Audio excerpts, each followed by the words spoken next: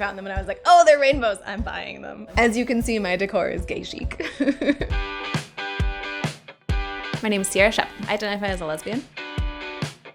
I think it was just kind of like it was latent in me, like my whole life. I kind of just never felt like I fit in. I never felt like I understood the way that my peers thought. And it was one of those situations where like all my friends would have crushes on this boy. And I would be like, okay, I guess he's like physically attractive in societal standards. And like I always thought like maybe someday I'll grow up and like want to have sex with a boy. And that comes like later when you're an adult and you have those feelings. But like that never happened. And I always kind of compared myself to other girls and kind of like looked at other girls and was like, well, she's so pretty. And I just want to be friends with her. You know, I just want to be her best friend.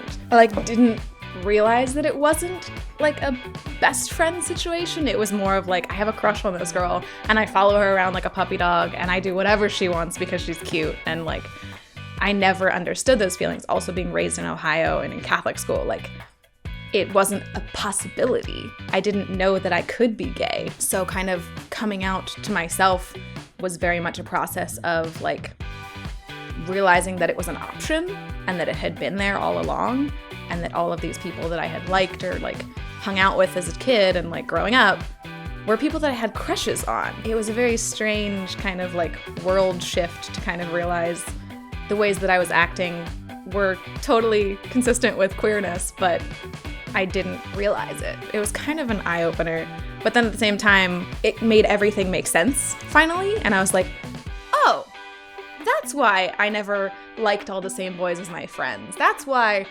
I never like dated anyone. That's why I never like, you know, I was weird. I was always like ostracized and I always felt really strange at sleepovers and in like femme situations because it was like, this is weird. Like it felt weird. And I did cheer and I did dance team and stuff. And I was always like, why am I not as pretty as those girls? I wish I was just like her. And then later I realized I wish I dated her. The coming out process was very quick. I grew up in Ohio and went to Catholic school my whole life and had no idea that gay people existed until I was 19. And then I met my first lesbian and I like took her out to Taco Bell one night because we were just getting food in college. And she was telling me about her girlfriend and she was telling me about how like, she loves to spoil her girlfriend and buy her flowers and be romantic. And I was just like, I wish that was me. And then like in that moment I was like, oh shit, I'm gay. And then I was like, oh shit, like she doesn't like me that way. Like I'm just her straight friend. And so I went from like boys don't like me to like girls don't like me. And it was the same issue. And I kind of was just like, whatever, shit, now I'm just on the other side. And so that was in like November of 2009. And then about 6 months later, my mom was being all weird about like, my daughter's not telling me something. And like, I don't know, she's just like, she's being weird and maybe she's depressed. And I was just like, Mom, I just like don't want you in my room all the time. Like, just give me some privacy. And so she like took me to a therapist and the therapist concluded that there was nothing wrong with me and I wasn't hiding anything. And so the next day I came home with them, like we went out to dinner, and I came home and I was like, hey guys, can you like sit down for a second? I have something I need to tell you. I did the whole compliment sandwich thing where I was like, well, I got the job at Aglamisi's, my poetry's being published, I made Dean's List, and I also like girls. Right away, my mom was just like, you know, we still love you, we still support you. Are you telling us for a reason? Are you telling us because you have someone you want us to meet? And I was just like, no, you were curious, like you just wanted to know, so here you go. And then about 2 weeks later, we were going to visit my aunts and get dinner with them. And I asked my mom, I was like, hey mom, did you like tell them? And she was like, no, actually I didn't, because I didn't know what bisexual meant, so I don't know. And I was just like, oh God. Like, you didn't know what I was actually telling you, so I have to like come out again. Which was just humorous at that point. But they've always been very supportive, and I've always like received a lot of support from my family and people that I've told, and I kind of just don't put up with it if people don't like it. Very much just living my truth. What I love about being queer is just like the sense of community and the sense of togetherness that we all kind of feel, and like we're all this minority that's ostracized and like set apart from other people, so we all kind of band together in this kind of like riot girl kind of thing that I love. But I also just like, I like being who I am.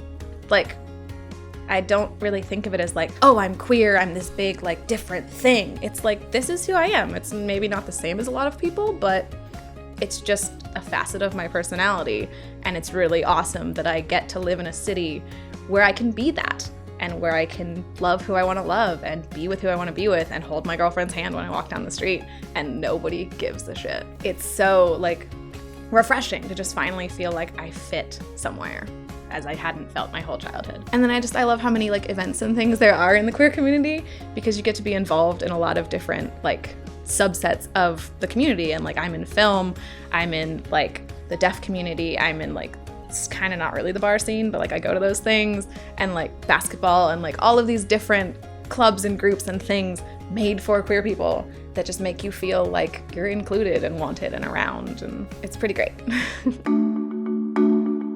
The societal standards for it, and the societal like shunning of people who are different and don't fit in the boxes that middle America has made for us. I hate the fact that like when I go home, I'm scared to be so obviously queer. I'm scared to be such a giant lesbian because I don't know how people are gonna stare at me, or if somebody's gonna do something. When I came out in college, like the first girl I ever went out with told me the story about how she went to a party and was dancing with this other straight girl, but she had short hair. And so the boys like cornered her later and like threatened to beat her up and kill her because of her being queer.